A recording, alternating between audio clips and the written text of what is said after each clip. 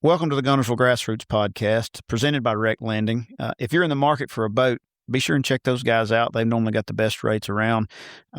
REClending.com. They've been our sponsor now going on 2 years.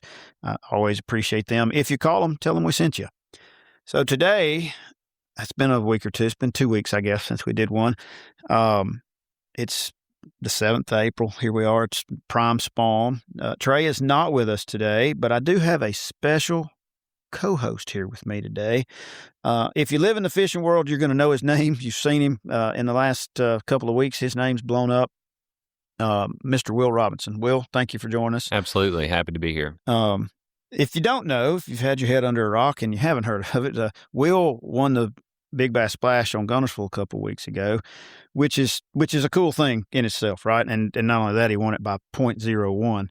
But that story just kept getting bigger, and that's where we're going to get into something a little more interesting today. Is not only did Will win the boat, at the end of the thing, they call up 5 people out of the whole 1,400 or 1,500 entries, and Will was one of the 5 drawn to get on stage. And during that process, it was him. I was one woman or 2. Were you the first one? I was the 5th name called. You were the 5th name called. And that's the first time that a splash winner has been called up there in their 43-year history to potentially win the draw boat as well. Yeah, so I remember looking at Chris Bennett's eyes, and he went, I just can't make this up, you know? Yeah. But so in that process, there was another gentleman up there. A gentleman named Chuck Bridgewater was one of the ones up there, 79, 80 years old. Got a pretty good story. We're going to talk to Chuck here in a little while. But in that process, Chuck was going to be the first one eliminated, and Will had a tug at his heart that said, hey, I'm going to give you my spot. And Will, what happened from there?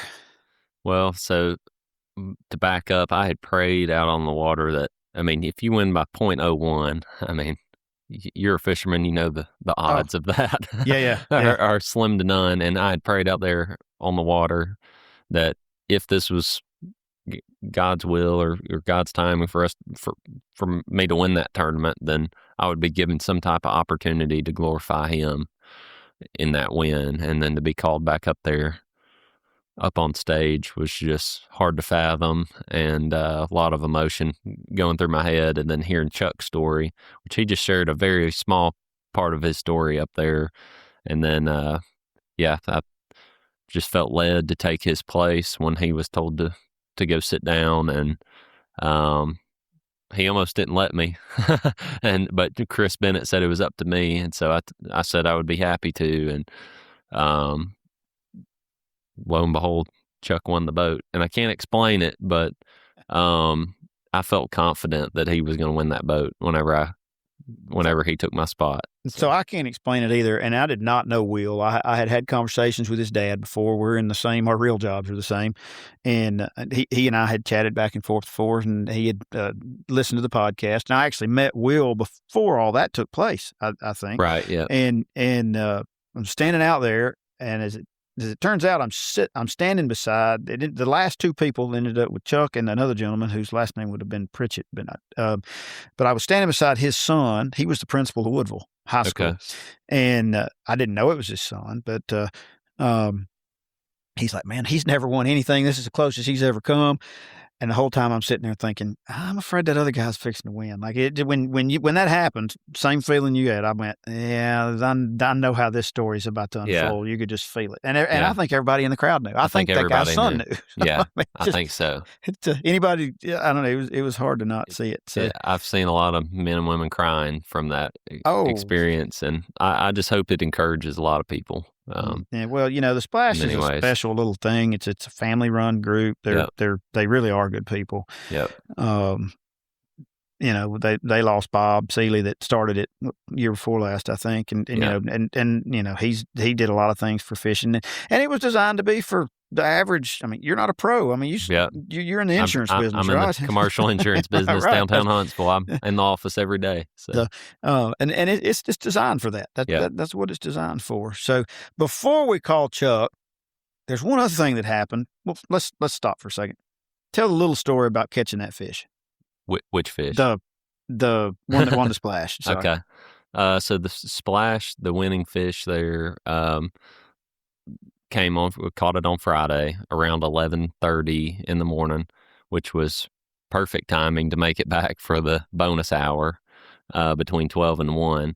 But we found that fish probably an hour before and watched her for about 5 minutes to see how she was reacting and acting on the bed. And I was telling you that we saw her at one point. She came up on the surface and slurped a bug or something right off the surface. Maybe that was the extra .01 I needed. I don't know.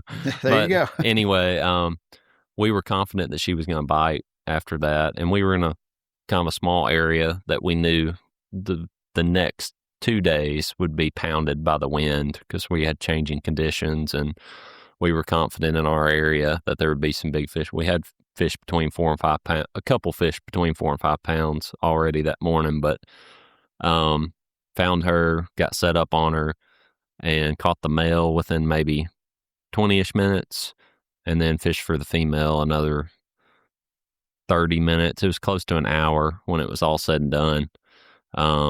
And it was just an incredible fight. Caught on a Reaction Innovations beaver. So you were on a bait caster and like real line and rod, not a fairy one anyway, right? Mm-hmm. So his story's been told a lot by a lot of places, and it's a fantastic story, and I'm glad to even be a little part of it. It gets more interesting. On Good Friday, my phone rings. Will and I had already talked. We had already planned about him coming here this week, and so he and I talked about that shortly after. But he calls me on Good Friday, and he goes, "Man, you're not gonna believe this, but I just caught a Bass Cash Bash tag." And I'm like, "What?"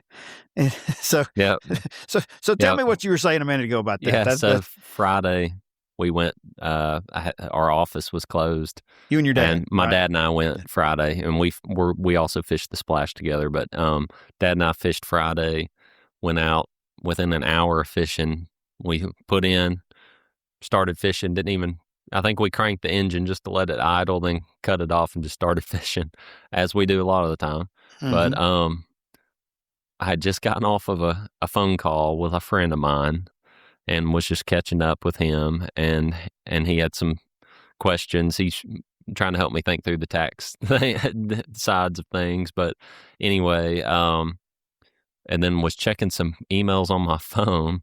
For our office was technically closed, but still was getting some emails, of course, never ends. But anyway, I think I was sitting down in the back of the boat throwing a wacky worm and felt a bite, set the hook, and could tell it was a small fish. But then as soon as it jumped, I saw that orange tag just flying in the wind, and started hollering for my dad. "It's a tag fish. Get the net." And he was hustling with the net and on this little 2-pounder, and he netted it and got it in, and couldn't believe it. Hey, our 2-pounders have made a lot of people hustle. People pay a lot more attention to them than they used to. So I've signed up for the Bass Cat. I signed up the day right after I weighed in that 848. You had not signed up? I had not signed up prior to that. And I just had forgotten to. And anyway, signed up at the Big Bass Splash. So I was signed up, registered, called you, sent you those pictures of it. And then I will say that's my first tag that I've cashed out of.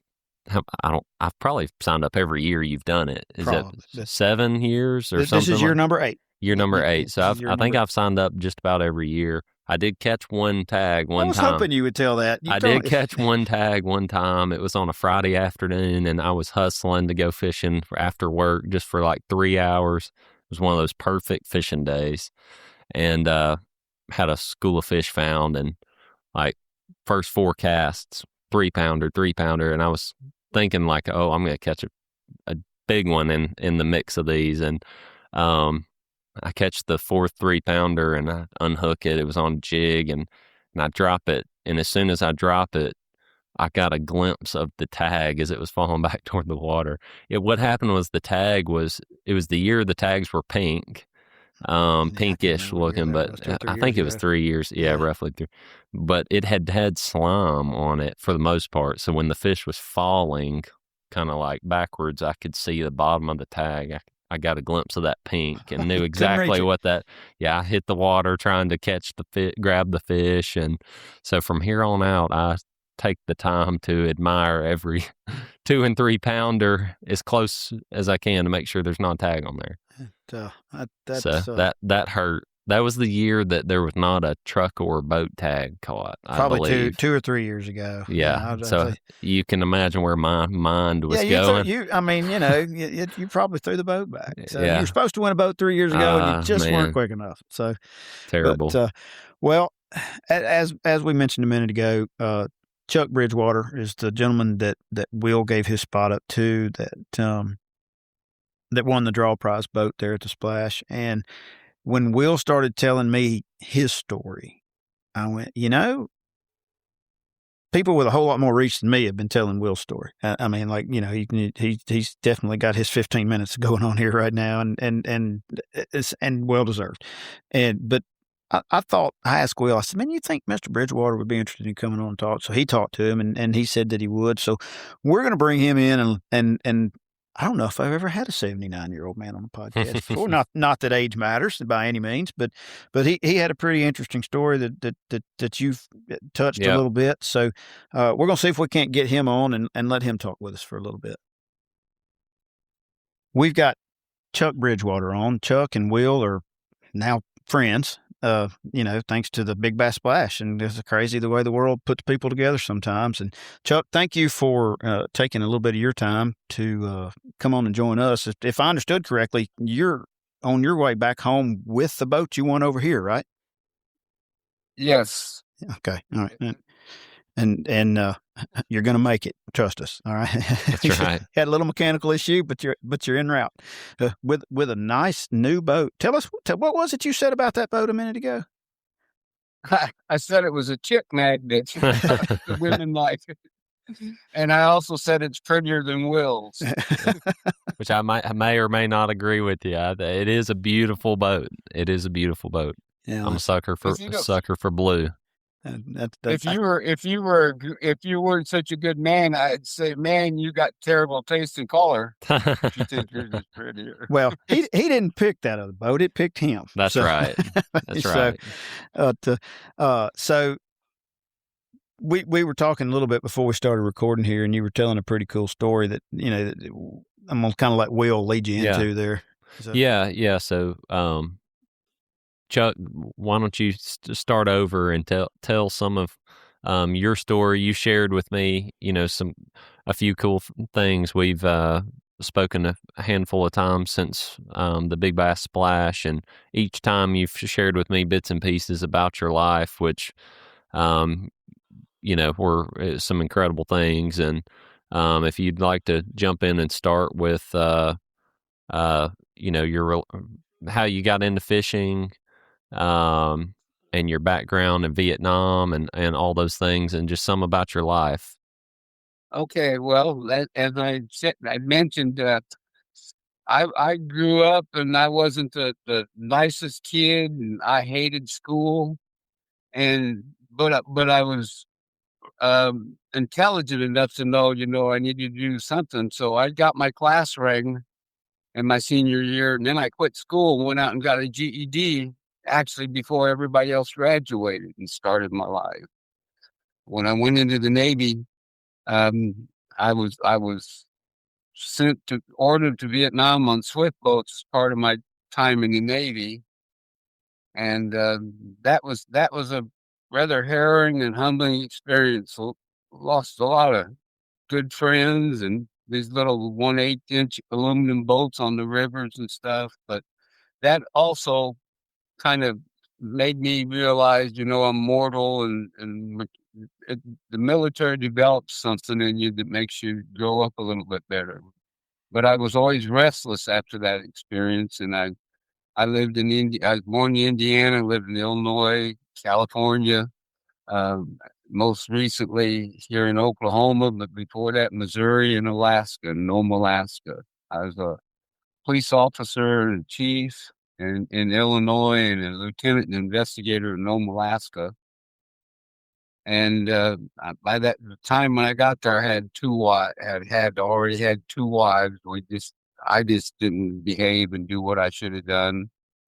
One thing I didn't share with Will is the second lady said she was my favorite ex-wife, and when she passed away, prior to her passing away, I'd visit her on occasion. We got along really good. She wrote a will, but she didn't do it right, where she left me everything. She didn't do it right, so I ended up being a guardian for her son, who was a troubled person that had over $1 million to play with.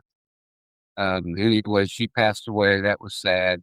The third wife, I was enamored by a rodeo cowgirl 12 years younger than I was, that thought I had a lot of money just because I had a silver anniversary Corvette that I blew my Alaska money on. And and she also wasn't able to have children, and she had one.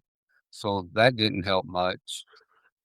Then I went quite a while just partying and stuff, and met this lady, and she came into the real estate. I was selling real estate at that time. She came into the real estate office. I met her, and what do you call that? Pheromones or something like that. It must have hit, because I chased her and finally got her, and we've been married for 25 years now, 26 years now. So that's going well. Had another daughter. Is this the wife that said you were too old to buy a new boat? Yes. Yeah. Yeah. Well, yes. That got answered, didn't it? That did. If she would have said that, like I was certain, if she was like my second wife that said that, I would have been looking for my third wife already. Oh, goodness. Oh, goodness. But, yeah. And I had because of the marriage to her, I struggled to get all the financing I needed to get a Century 21 office, but I finagled the bankers and everything, and I finally got one. And the banker, after several years later, told me that she had said she wasn't going to sign for any loan. So, but I still managed to pull it off, and I had that office. But when we got the divorce, I lost all the furnishings and everything in the office, and new washers and dryers and stuff. So my heart wasn't in it. I went to work for Tyson Foods, actually on the assembly line in what they call evisceration, putting livers in tubs.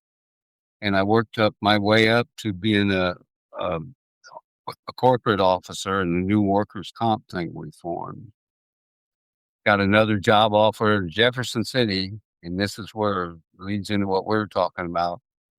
I'd been there less than a month, and while I was there one night, I was driving back to southern Missouri, and it was late, and I never mentioned this, probably hardly very few people, but it was late, and my mother lived down there, and my wife was down there, but I left on Sunday, and I had to get back up to where I worked for the next morning. So I said, well, I'll see my mom next week.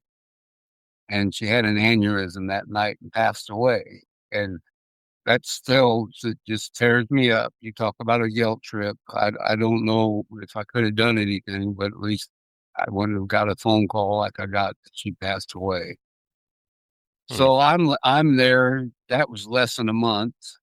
After about 3 months later, I still hadn't got anything, except I was staying in an RV at Lake of the Ozarks, Missouri. And the only thing I knew was how to get to how to get to work. And Jefferson City is a pretty large town, but for whatever reason, when I got there, instead of heading into Jefferson City where the hospital sign was at, I turned right and I went to a hospital in Lake of the Ozarks, Missouri. And those people literally saved my life because I was smoking I was a smoker. And I was in an RV, and I woke up about 3 a.m, sweating and dizzy and nauseous and all that. And, being a typical male, I knew what it was, but I said, well, maybe I better see if I can do something about it. And, I struggled to keep my balance, but I got out there and got in my truck, drove into that hospital that is the hardest one in the world to find if you're looking for it. Pulled into the emergency room parking lot and sat there and said, "Well, maybe I'll smoke another cigarette before I go in." And this is when I'm sweating and everything. So I started to smoke one. I got about half of it done, and I got so nauseous and sick that I was vomiting. And I said, "Well, maybe I better get on in there."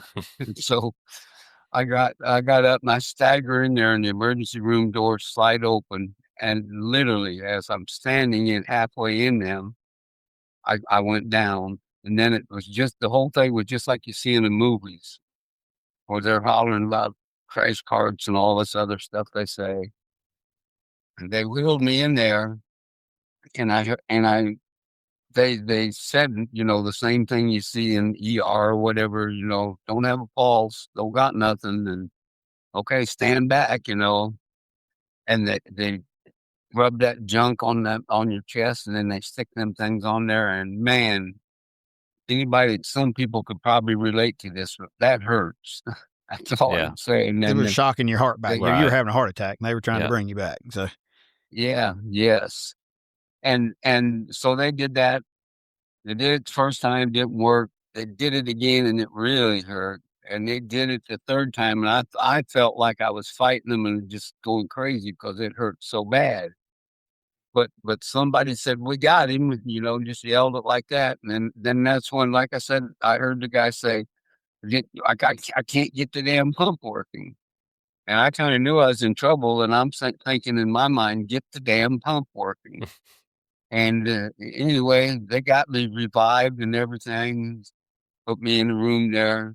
And the other thing, this is a kind of tough one. My wife we hadn't made a decision whether to relocate or not, and she was 3.5 hours away. The first thing I saw when I woke up was her standing at the foot of the bed. And that was the neatest feeling because it's kind of weird, but I didn't know if I was dead or alive until I woke up that morning. And to see her standing there. And then, like I said earlier, when the doctor came in, checked on me and said, "It's kind of amazing that you're here," and asked me how I was doing, I said I was just fine.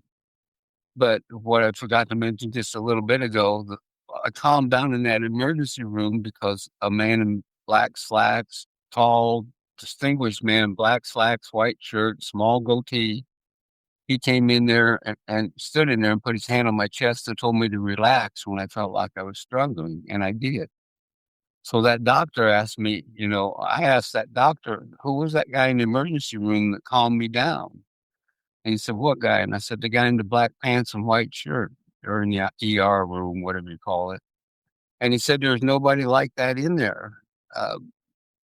He wasn't dressed in hospital clothes or anything. And I said, he said, "You couldn't have seen anybody in there because you really didn't know what was going on. You weren't aware of it when we brought you in there."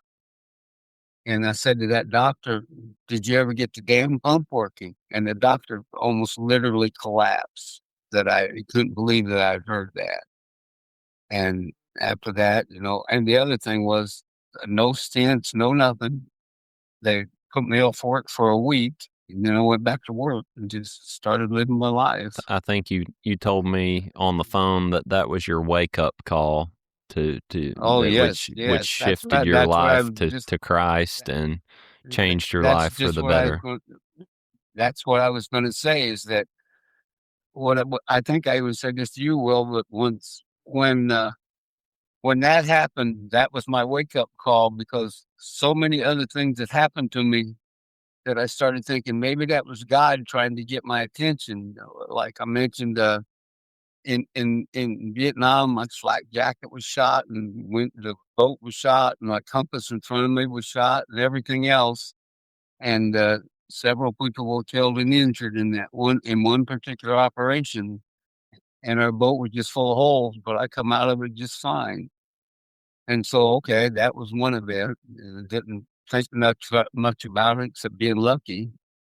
When I moved to Alaska, I was in a car crash on a really almost invisible weather visibility, and some Eskimos have been drinking, natives have been drinking, and they left a dark black van setting in the roadway, and there's no shoulders up there on the road, setting in the roadway, and it didn't have a back bumper or back window. And we hit that thing probably 55 miles an hour, something like that. And I swerved just a little bit, and it was just enough to catch most of the impact he caught, and it killed the guy with me. And it was going to be his first day of work for my wife worked.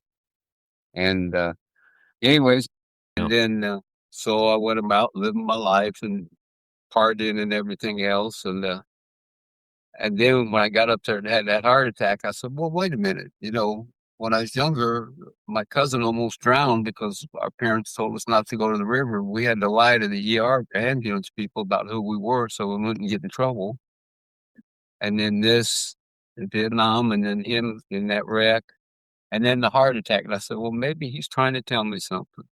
So I just, about 6 months later, that was in January of that year. And in June, I was baptized and accepted Christ. And ever since then, I've been pretty gung-ho about it. I've been fishing. I was fishing all the time. I was with Tracker Marine.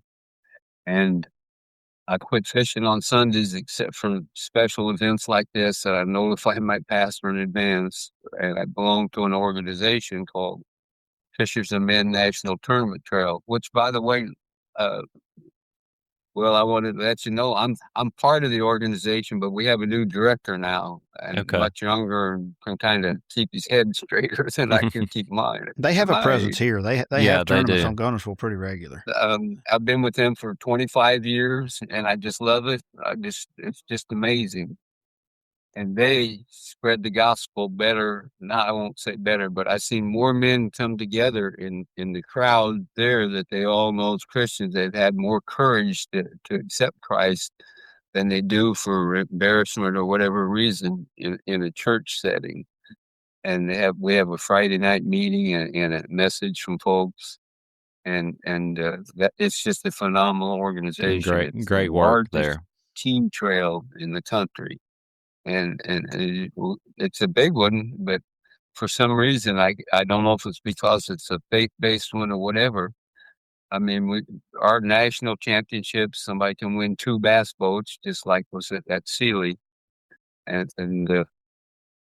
other than that, we spent a lot of time trying to buy cheap foreclosed home and live in them for a while and try to make some money.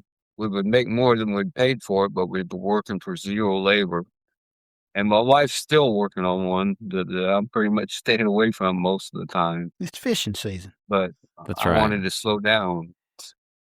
And fishing has been something that I don't know my biological father, but fishing has been something that I've done since I have a memory. And my grandfather would take me out on the Wabash River in Indiana, and he would that's when the buttons, I'm not saying I'm old, but buttons were made out of clam shells and mussel shells. And that he would go out and collect them and turtles and fish and all that and sell all that stuff. Wow. Just a very simple, I loved it now. I didn't much then, didn't appreciate it, but it was a very great, simple life. I just hold it up to my ear. I could hear it out of one ear. You hear us? Hear us now? Yeah. We were asking what's your home lake there in Oklahoma? My what? Your home lake, the lake that you fish the most there in Oklahoma. Oh, Grand Lake, which has had three classics in it in like the last 7 or 8 years. Yeah, it's a great lake. Okay. I've never been there, but heard lots about it. And so had you been to Guntersville before this time, or did you just decide to come to this splash? How did you end up here? Say that one again. I said, had you been to Guntersville before and fished over here, or how did you end up choosing to come for the splash over here a couple of weeks ago? Oh, I fished them for like the last 3 or 4 years here on Guntersville. Yeah, okay. And do you know this last time is the only time I actually caught a fish who paid any money.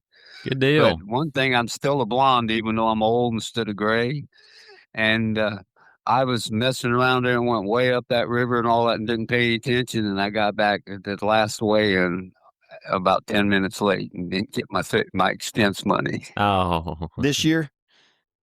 That was this year? Oh, yeah, this last one. Oh, wow. well, you made up for that with the draw boat. So yeah, no. Yeah, I kept praying for a big fish. And you got a big tall guy instead. You got a tall guy instead. Yeah. So you're keeping that boat, I guess. The wife's going to let you keep it.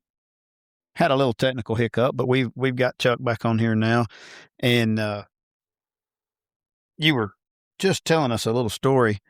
If you want to continue on that about running up the lake and getting back to the weigh-in late. Yeah. It was the Saturday weigh-in. Let me say first, Friday I caught a bunch of fish and nothing over 2.8. But Saturday I had one that weighed 3.8 that would have caught the bottom part of the weigh-in. They weigh in every hour.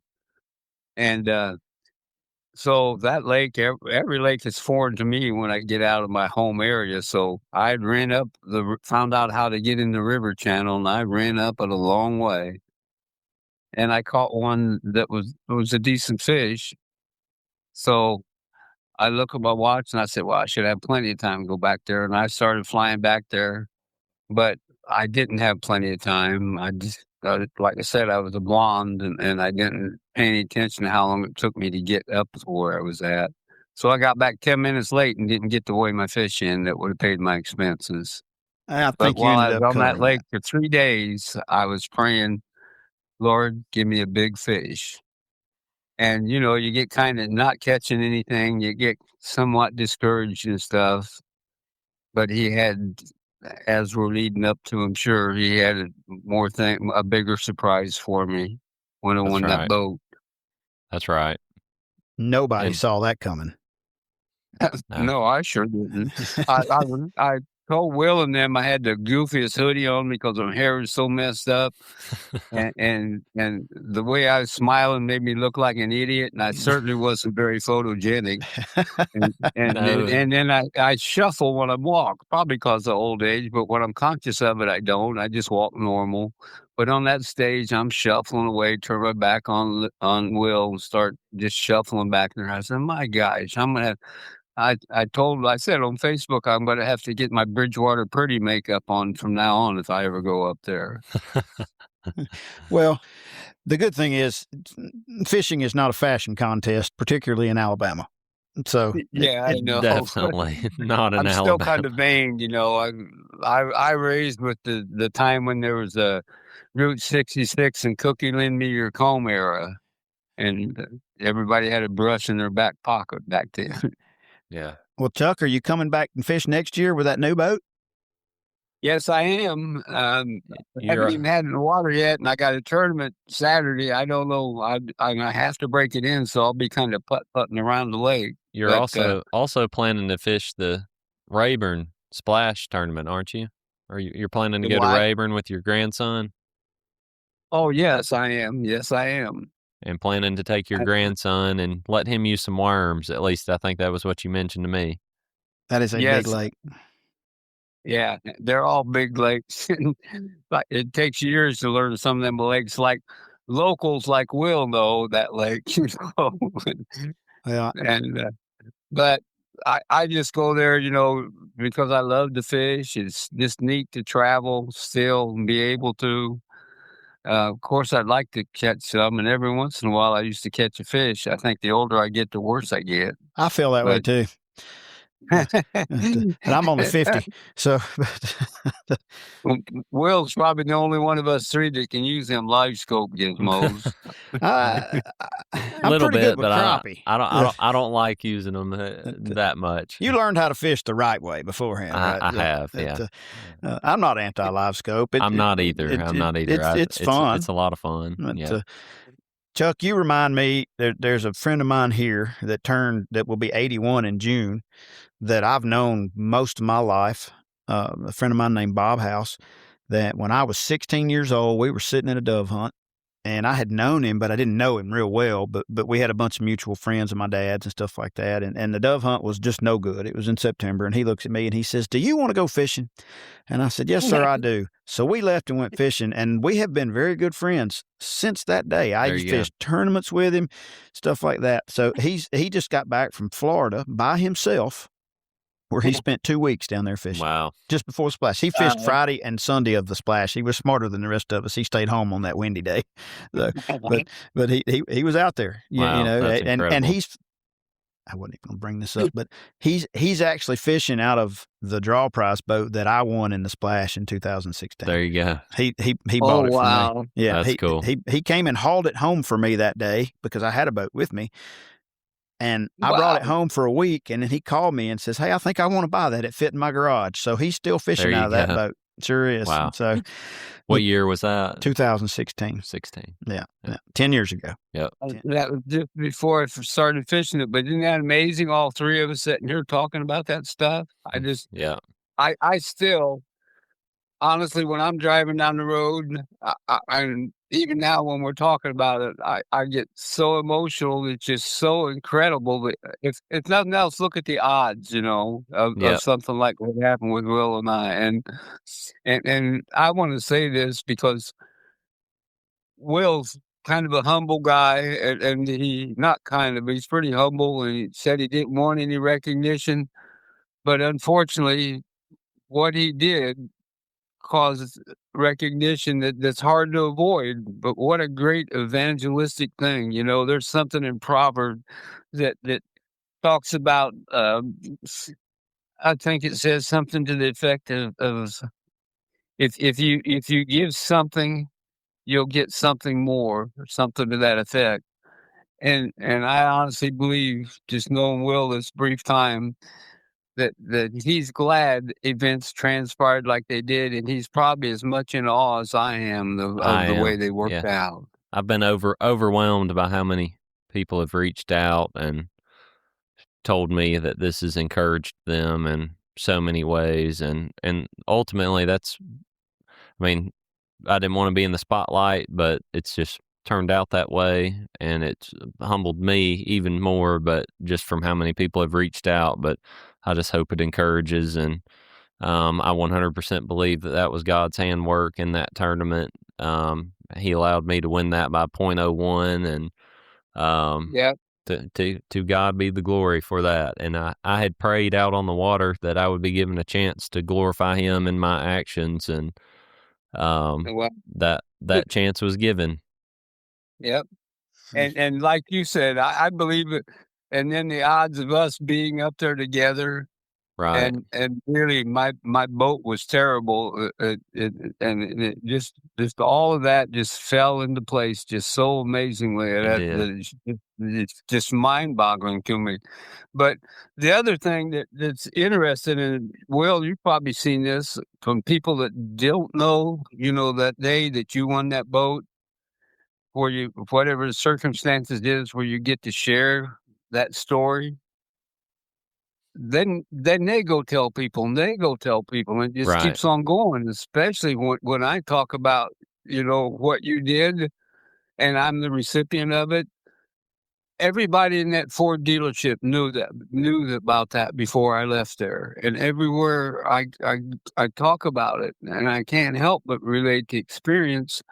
And thankfully, you're the one that's going to get all the harassment, but I give you all the credit for it. And just the fact that you were put there beside me, or I was put there beside you, and people just find that absolutely incredible. They want to share that story too. And there's a lot of negativity in the world today, and we need people to be encouraged, and need the spotlight to be on Christ. And I guarantee you that everybody hears this story is encouraged. I got to say this. I saw one negative comment, and all that string of posts where there's like 1.2 million or whatever, where some guy says everybody knows this is set up. Well, I didn't respond, but I felt like saying, "Well, they forgot to tell me." Forgot to tell me too. Yeah, and as a spectator for that in the crowd, you could just feel it all the way around you. Like, it was a lot of tears have been shed for men that I would have never expected to see cry, and women, and it's brought about a lot of God conversations with people that would have never happened otherwise, quite possibly. And by the way, I talked to Chris Bennett last week. I called him the day you caught the tag, and I said, "Man, you're not going to believe this." So, and I don't know if did you tell him that you caught one of the? I have not. So, Chuck, I didn't tell you this, but the Bass Cash Bash. Do you know what that is on Guntersville? Did you hear anything about signing up for catching tagged fish? Oh yes, I read about that. What, $65, and you can. He caught one. Yeah. So I paid. You caught one? I did on Good Friday. This past Friday, I went out with my dad and I caught a tagged fish for $1,500. Sure enough. And I run that, so So I called Pat. Had to tell him, he was my first phone call. I said, I have to call Pat. I'm just sitting there shaking my head. So when it's your time, it's your time. What do they say? If God is with us, who can be against us? That's right. And God is good all the time in the valley and on the mountains. So.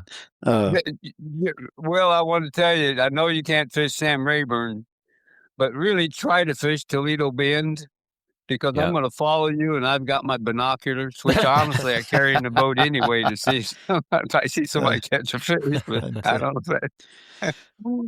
But I'll chase you all over the lake. All right. Well, Chuck, I can't thank you enough for taking a little time to tell your story.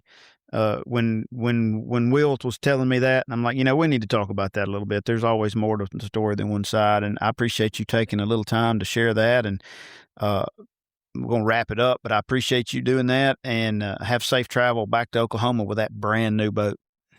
Thank you, Chuck. Yeah, you guys, I just appreciate you doing this. I'll tell you the truth. So you all have a great day. Yes, sir. You too. And we'll see you next year when you get back over here. That's right. Have a good one. Take care. Yeah. Well, those of you that are still with us, we really appreciate you hanging in there. Like I say, this is not your normal Guntersville Grassroots episode. I just felt led to let Will and Mr. Bridgewater tell their stories a little bit different. It's good to hear some, instead of a bunch of negativity and griping like you see on most of the internet for fishing related things. This was such a positive story that I just felt like it needed to keep being told. And yes, Will's story has been told. I didn't get to say this to Chuck, but when I talked to Chris Bennett last week, the video alone that they put together was over 2 million views, and the total package for Guntersville was over 4.5. Wow. Which is it's incredible. Crazy. Yeah. I mean, I said, well, I don't really have any basis for that. What does that compare to? And he goes, and he started throwing out some things, and he said, well, the last time we looked, it was our understanding that Bassmaster and MLF were ahead of us, and we were next. Wow. So, now, that's all speculative, right? But that as a annual type reach, so that's incredible. They've got a pretty big following. They've been around. A long 43 time. years. Yeah, a long time. So I mean, this was their 21st year on Guntersville. Yeah. So you went fishing Good Friday. You said you had a good day. We're gonna talk fishing for a minute. So yeah. So Guntersville, as you know, has been just awesome this year, despite all the pressure that it's had. It's amazing. It is amazing. I mean, the boat ramp's full every day. Every day it is. But we had an awesome day Friday. Caught that tag fish. We probably caught 20 fish, kind of smaller fish, but on Cincos and skinny dippers and in the grass. And then we ended up once the sun got up, we found some big fish on bed, and it's full moon this week, and there was a lot of fish laying around, and the water has been down. It's coming up, so the bed fishing's probably gonna probably taper off, be a little harder, but the water's been low. We're in a drought. Technically, we are in a drought right now. We haven't had much rain, and so the water's really clear, and so we found some big bed fish.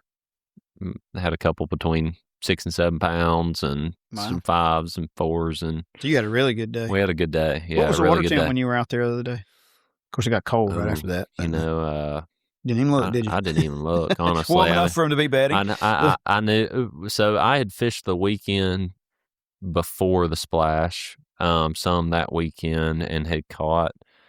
So I'd fished 2 weeks prior to that, caught them really good on a trap. They were still biting a trap really well, and my dad and I caught them on a trap, and then went the weekend after that. Jay Kendrick and I went out and fished some together, and it was he's a good friend of mine, and we realized real quick that it was a slow dragon type deal that weekend. And then so when the splash came, we were pretty much dead set on trying to go explore some areas that my dad and I had history with, and look for bedfish. I mean, we knew that was going on. It's the bite. It's been so warm this year that they went from hitting traps, and I'm sure plenty of guys are still catching them on a chatterbait, but they went from, hitting traps still to spawning in a hurry. But yeah, they're laying everywhere right now. Interestingly enough, I got a couple of checks in the splash. One Saturday and one Sunday, I had like a 5.42 and then a 5.04. In 20 years of playing that game, I've never hit they'd already hit the 5, so I'm really glad that it wasn't. Right. But, and I mean, that was a crapshoot, Yeah. But both of those came on a trap. Oh, really? Yeah. Well, there you go. Yeah, I had done the shallow thing. I just didn't run into any big ones. I mean, it was almost like a ridiculous amount of 2 to 3 pounders, and I wasn't really looking at them as much. Yeah. But my guy that was fishing with had an area that he'd been catching them for several weeks, staging. Just mouth of a spawning pocket, a stump scattered around, stuff like that, and we pulled in there Saturday about 9:00, and man, I caught a good one and 2 or 3 other ones, and then we started looking, and we're like, well, and we were down, and we were like, well, I guess we need to go up. And it was you weren't taking the boat because the waves were probably 4 foot tall on the river that day, so we trailered, and then we went back in there on Sunday morning, and dude, they were biting. But I caught one good one. We had a couple 4s, but but I had that 5-pounder, right. And but like they were really chewing that trap. You ran into a group of them. Well, it was fun. That's what we. So my dad and I had discussed that if we wanted to just catch some fish, we thought we could go look for that kind of reactive bite, trap, chatterbait stuff Sunday, but the same time, we knew that we were leading the tournament, and we thought, we need to just keep combing the shallows and running the trolling motor on high. Did you still see fish up there even after all those days? We did, but there was less. There was less fish. The cold front hurt. Yeah. Which we were hoping that it would hurt. Right. After being in the lead on Friday. You're winning. You didn't want anybody else catching exactly. But no, we still saw a lot of like 4 and 5 pound class fish. We saw one other, 6 to 7. But she was acting weird and not. She wasn't like locked on, and that's a hard fish to catch when they're not locked on. I'm not a real good sight fisherman. It's fun, but I don't do a whole lot of it. Well, and you usually don't get an opportunity to on Guntersville very much, just because the grass and the lake, usually we have more rain than this, so sometimes it's dirty. A lot of years, and that's for any lake, in Alabama, Tennessee. It varies so much by the year, but this year that was what we planned to do, and worked out, man. Yeah, it worked out. I have been fortunate to learn how to do some of that, especially in college. On some smaller lakes that had clear water, and anyway, it paid off. Yeah, well, that's it's pretty wild that you were seeing that many, even after 3 days of. But I think they were coming in and out pretty regularly. They were, and we weren't sitting on the. I mean, we didn't even hardly fish for. We were looking for a big fish. You didn't even, you didn't fish if you didn't see a decent. Correct. Yeah. Yeah. So that's tough for me to do. I just like to go catch fish. So. and even which is what you did Friday. Right. Yeah. And on Friday, I mean, we caught that big fish. We had 2 fish between 4 and 5 pounds when we caught that biggest fish, and we decided we would carry them to the weigh in as well, but we only had the last hour to weigh them in, and so they were both 4.5 to 4 3/4, and so we were just like, well, that it ended up, you sit there and listen till the end and realize that they're not going to get you any money. Brings in exactly. Everybody from all over the lake shows up that last hour with every 4 3/4 to 5 pounder they have, and that was us too. So yeah. So, well, Will, I can't thank you enough for coming in and sharing your story and talking to Chuck and having him share his story. You're a pretty good co-host. Since Trey plays hooky on me most of the time, I may bring you back in and let you sit around with me. So give me a shout. I'm you're, close. You're not far away. Downtown Huntsville. Yeah, he's actually here in the, I'm going to call it a studio. It's a side room in my office, but we have headphones and microphones, so it's a studio, right? Yeah, that's right. He's actually here with me today, and I can't thank him enough. We're going to wrap it up. We'll be back here in a week or two, and Trey promises me he's going to be back with a little bit of fishing information. For those of you that hung around this long, I certainly appreciate it. I hope you got something out of it. I know that ever since I left that weigh-in that day, I got something out of it, as have thousands of people. So it's weird how things work out sometimes. I'm glad I was part of it in one little bitty way. So, Will, thank you much. Till next time, enjoy the floating grass.